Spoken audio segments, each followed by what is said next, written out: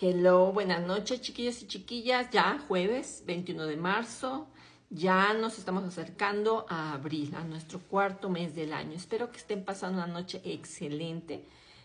Pues vamos a continuar con nuestro libro que tenemos al día de hoy, que es Siddhartha de Hermann Hesse. Espero que lo estén escuchando y si no, pónganse al día. Vamos por la parte 19. Bienvenidos a nuestra lectura. Y cada vez que se liberaba de este horroroso hechizo, cada vez que el espejo de su dormitorio le devolvía su imagen envejecida y afiada, o que el asco y la vergüenza se apoderaban de él, volvía a huir y a refugiarse en nuevos juegos de azar, a evadirse en la voluptuosidad y en el vino para regresar luego a su manía de ganar y a acumular riquezas. Y en este círculo vicioso y absurdo fue debilitándose, envejeció y cayó enfermo. Una noche tuvo un sueño admonitorio. Había pasado la tarde con Kamala en el hermoso vergel de la cortesana.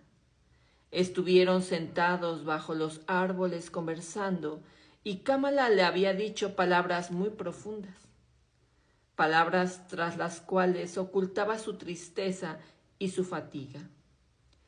Le había pedido que le hablase de Gotama y no se cansaba de oírlo referirse a la pureza de los ojos del sublime y a la serenidad y a la belleza de su boca, a la bondad de su sonrisa y a la placidez de su modo de andar. Largo rato tuvo que hablarle Siddhartha del sublime, Buda y la cortesana. Después de suspirar le dijo: algún día, quizá pronto, yo también seguiré a Buda. Le regalaré mis jardines y buscaré refugio en su doctrina. Pero al poco rato comenzó a excitarlo, arrastrándolo al juego erótico con un ardor doloroso entre mordiscos y lágrimas, como si quisiera exprimir una vez más la última gota de dulzura de ese placer vano y efímero. Nunca había visto Siddhartha tan claramente lo próximas que se hallaban la voluptuosidad y la muerte.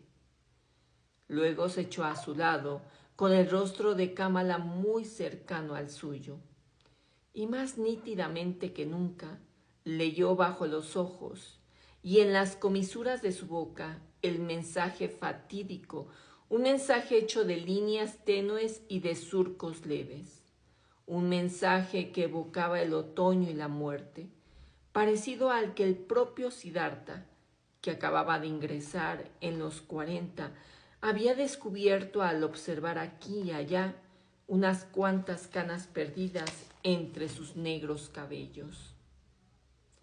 El cansancio se leía sobre el bello rostro de Kamala, la fatiga y una marchitez incipiente, así como un temor oculto aún no revelado, y acaso ni siquiera consciente. El miedo a la vejez, al otoño, al tener que morir un día. Siddhartha se había despedido de ella suspirando, con el alma llena de amargura y de una misteriosa angustia. Luego pasó la noche en su casa, rodeado de bailarinas y de vino, haciendo gala ante los otros mercaderes de una superioridad que ya no poseía. Bebió mucho vino y no se acostó hasta después de medianoche, exhausto y sin embargo excitado, al borde del llanto y de la desesperación. En vano buscó el sueño largo rato, demasiada miseria había en su corazón. Una miseria que él no se creía ya capaz de soportar, y también demasiado asco, una sensación de asco que acabó por invadirlo como el tibio y repugnante sabor al vino. como la música excesivamente monótona y dulzona que escuchaba, como la sonrisa demasiado tierna de las bailarinas y el lánguido perfume de sus cabelleras y sus senos. Pero más que todo, el resto sintió asco de sí mismo, de sus cabellos perfumados, del olor a vino de su boca, de la desgana y del cansancio adherido a su piel. Como alguien que, habiendo comido y bebido con exceso, acaba vomitando entre grandes espasmos y se siente al final contento y aliviado. Así anhelaba el insomne Siddhartha, víctima de los embates de su repugnancia, liberarse de aquellos placeres y costumbres, de toda esa vida absurda y por supuesto de sí mismo. Solo al despuntar el alba, cuando la vida volvió a animar la calle en que habitaba, consiguió adormilarse, cayendo por breves instantes en un estado de semi-inconsciencia, ya próximo al sueño. Y en aquel momento soñó lo siguiente. En una jaula de oro tenía Kamala un extraño pajarito cantor. Con él soñó Siddhartha. El ave que normalmente cantaba de madrugada había enmudecido. Y como este silencio le llamara la atención, se acercó a la jaula y miró en su interior. El pajarito rígido yacía muerto en el suelo. Lo sacó, sopesándolo un instante en su mano, y lo arrojó finalmente a la calle. Y en ese mismo instante fue presa de un gran pánico y le dolió el corazón, como si con la avecilla muerta hubiera arrojado también fuera de sí cuanto le resultaba más querido y valioso en esta vida. Al salir de este sueño le invadió un profundo sentimiento de tristeza.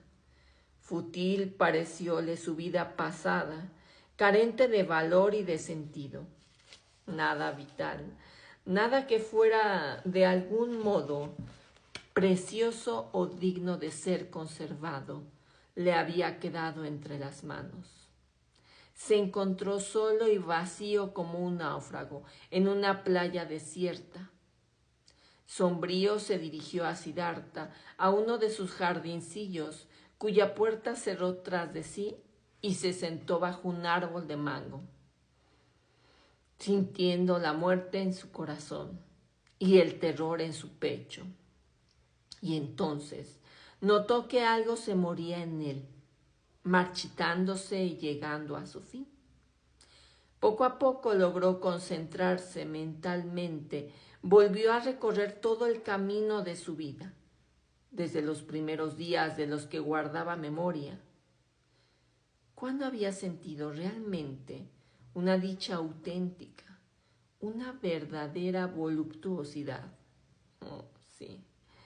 La había sentido varias veces en sus años juveniles, al recibir elogios de los brahmanes, al superar con creces a los demás muchachos de su edad en la recitación de los versos sagrados, en las discusiones con los sabios y mientras ayudaba a realizar sacrificios.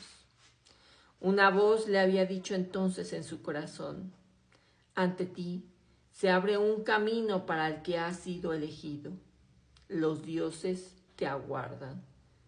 Y siempre en su juventud, cuando la meta cada vez más alta de sus reflexiones lo elevaba por encima de quienes compartían sus aspiraciones, cuando se afanaban y torturaban por descifrar el sentido del Brahman, cuando cada conocimiento adquirido no hacía más que renovar su sed de instruirse, allí, en medio de aquella sed y de aquellas torturas, había vuelto a escuchar la misma voz. Adelante, adelante, tú eres el llamado. La había escuchado cuando se fue de su casa para adoptar la vida de sámana y volvió a oírla cuando dejó a los sámanas por aquel ser perfecto a quien también